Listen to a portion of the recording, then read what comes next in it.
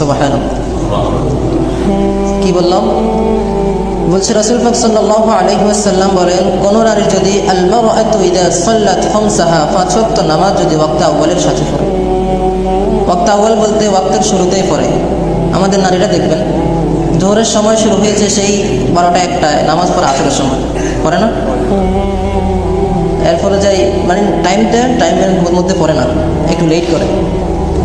তো এই কারণে রাসূল বলছেন যে আল মারআতু ইযা সাল্লাত খামসাহা, 5 ওয়াক্ত নামাজ পড়বে ওয়াক্ত আউয়ালের সাথে, ওয়াসামাত শাহরাহা, রমজান মাসের মধ্যে রোজা রাখবে, ওয়া আহসানাত ফারজাহা, এবং কি স্বামীর ইতাআত করবে, এবং কি বলছেন তার লজ্জাস্থানের হেফাজত করবেন।